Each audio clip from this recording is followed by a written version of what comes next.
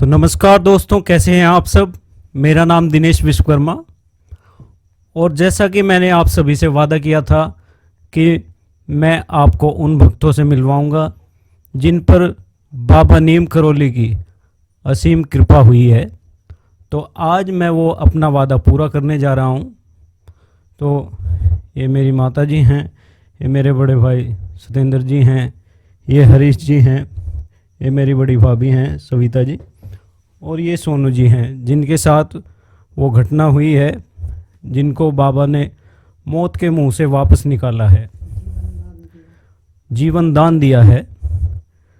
तो आगे का विवरण मेरे बड़े भाई सतेंद्र जी आपको बताएंगे कि बाबा की कृपा किस प्रकार इन पर हुई, किस प्रकार इनको प्रेरणा मिलती है। फिर ये हरीश जी को बाबा के बारे में बताते हैं।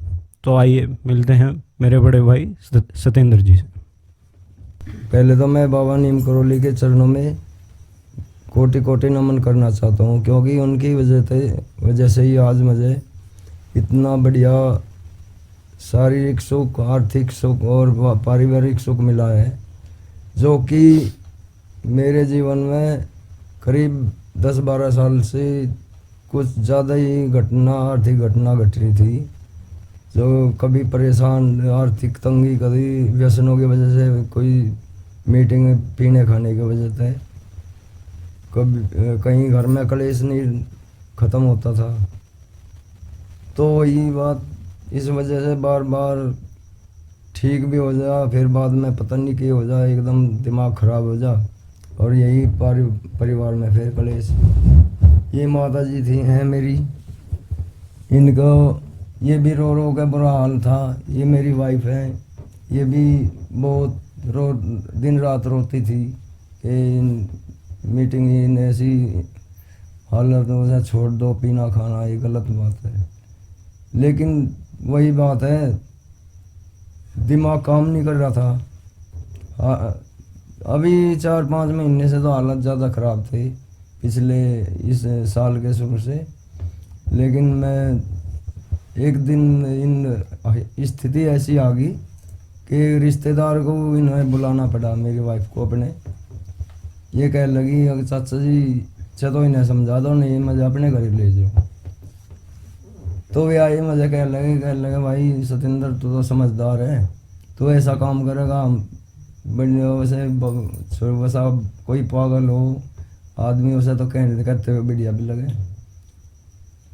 कहने लगा भाई ऐसा कर, तू हमारे यहाँ पे एक परिवार था, 2 भाई हैं बेचारे, वो बहुत ज़्यादा दारू दूर पी रहे थे और उनका काम बिल्कुल ख़त्म हो गया था।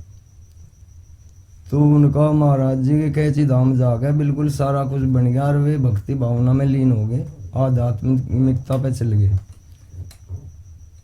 तो मैं कहने लगा मगर जी कैची धाम कहाँ है? कहने लगा एक बार यूट्यूब पे सर्च करके देखो और मैं आपको लेकर चलूँगा। मगर ठीक है चलेंगे। तो मैंने उन्हें तो कह दिया, फिर वे चले गई समझा बुझा के, मगर ठीक है आगे कुछ नहीं होने का जी। तो मैं उस दिन मुझे एकदम लगन सी लगी, मगर मैं एक बार रास्ता देखूँ वहाँ का जाने का, कहाँ कैसी धाम है वे तो बता के चले गई।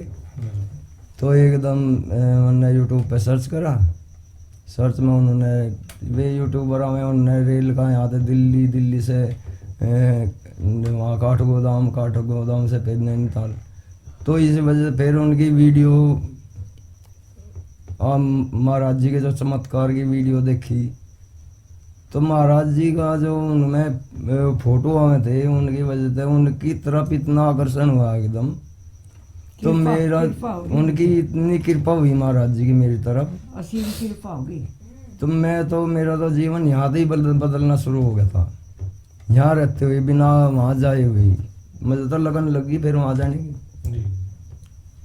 मैं फिर इन्हें अपने रिश्तेदारों को भी कहा, मगा भाई तो बस मुझे कैसी धाम ही जाना महाराज जी की शरण में ही। तो उन्होंने कहा कह लगा ठीक है तुम चलोगे, हम तारी गेल है। तो वैसे 21 अगस्त को दोपहर सुबह 10 बजे हम यहाँ से चले थे, शाम तक वहाँ पहुँचे और रात को जो है होटल में रुके और सुबह को नहा धो गए, हम मंदिर में प्रवेश करा हमने। तो मेरी तो सारी काया पलट हो गई थी वहाँ जाके मंदिर में घुसते ही एकदम नई ऊर्जा सी मिल गई।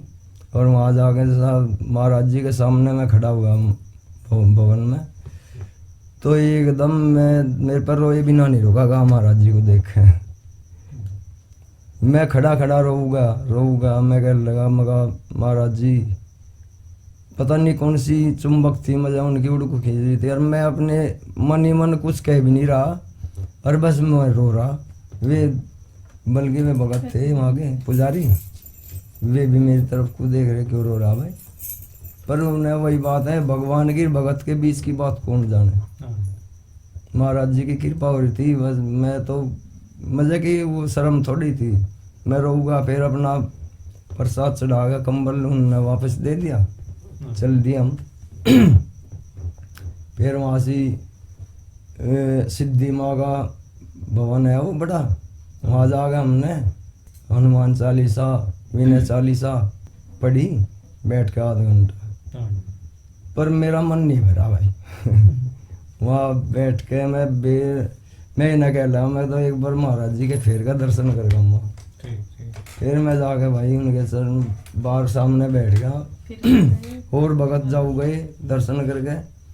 मैं बैठा हुआ उनके चरण में नू गोड्डी डाके हाथ जोड़कर रोऊंगा बस। फिर जब तसल्ली होगी फिर पुजारी जी कह लगे चलो जी और भी भगत हैं। फिर मैं अपना आ गया। तो उसके बाद में मेरा तो जीवन उस दिन से ही बदलना शुरू हो गया था। पर उस दिन से तो मेरे सारे संकट दूर कर दिए महाराज जी ने, सारे मेरे सिर के बोझ भार अपने ऊपर ले लिए। तो मेरी तो यही है भाई, महाराज जी की ऐसी कृपा हो सब पे हो जैसी मेरे पे हुई।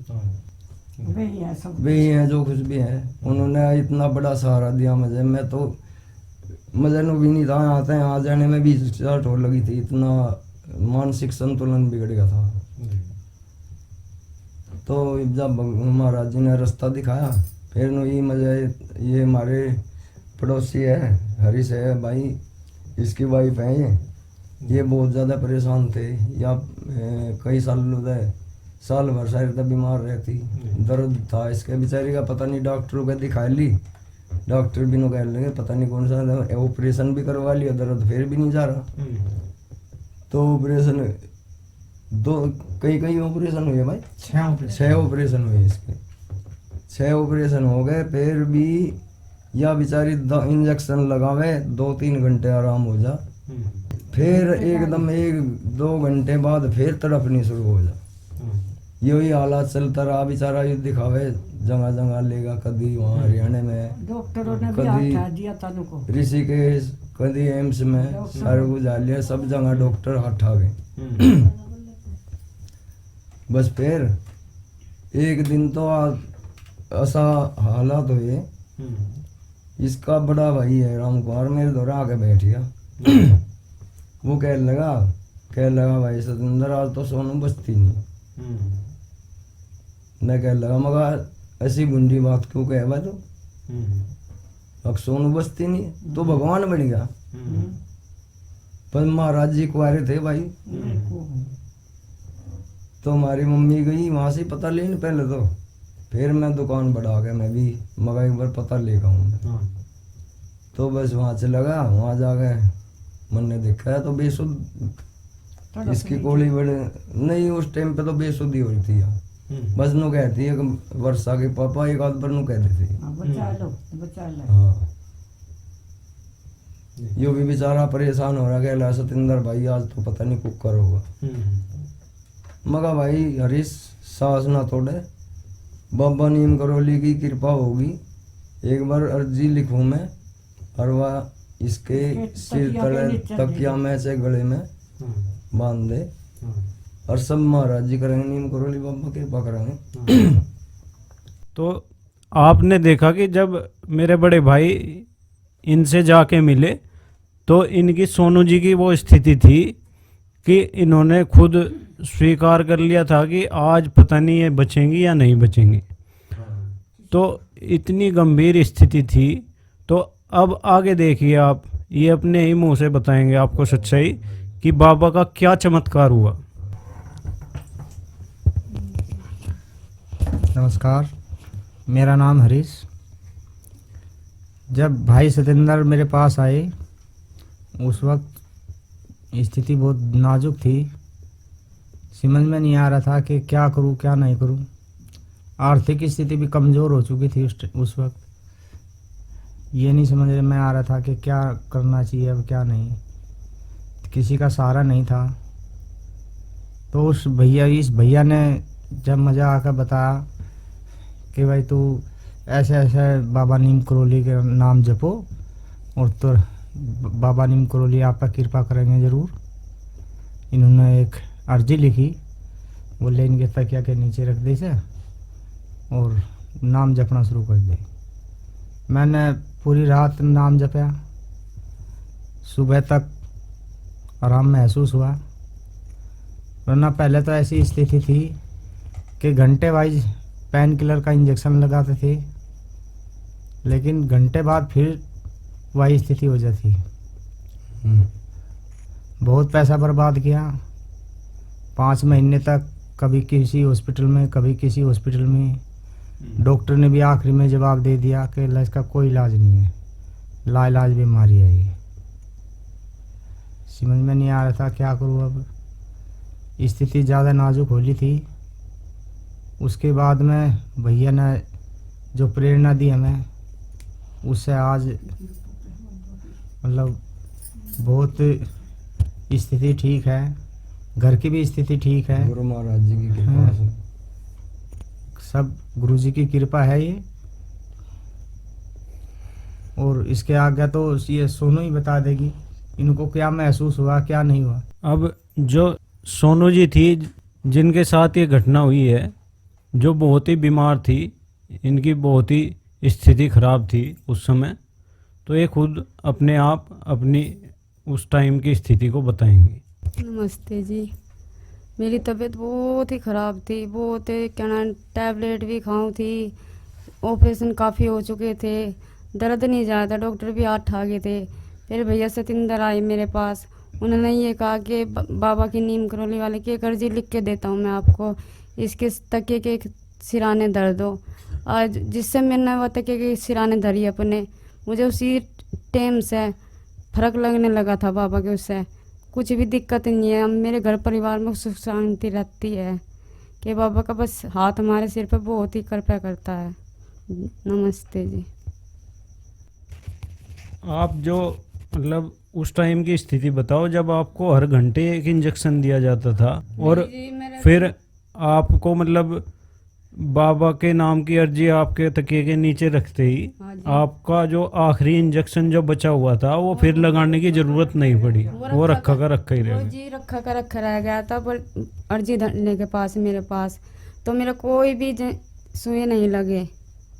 और उस दिन से और अब तक मैं अपने आप को बहुत ही ठीक समझती हूँ। शरीर में भी बिल्कुल ठीक है और परिवार में मैं नौकरी पे भी जाती हूँ, अपने पैरों पर खुद खड़ी हूँ। घर परिवार भी मेरा सही चला। नहीं एक टाइम ऐसा था कि मेरे बच्चे भूख से तड़प रहे थे, मेरे घर में एक भी पैसा की वो नहीं थी, पर बाबा की कृपा है मेरे पे। बस बाबा से यही दुआ करूँ, मेरे सिर पर अपना हाथ न मत उठाना। तो जैसा कि आपने सुना, अब आप सभी को विश्वास हो गया होगा कि बाबा नीम करोली की कृपा जिस पर होती है वो मौत के मुंह से भी बाहर निकल आता है। तो एक बार सभी मिल करके बाबा का जयकारा लगाएंगे। बाबा नीम करोली की, कैंची धाम की।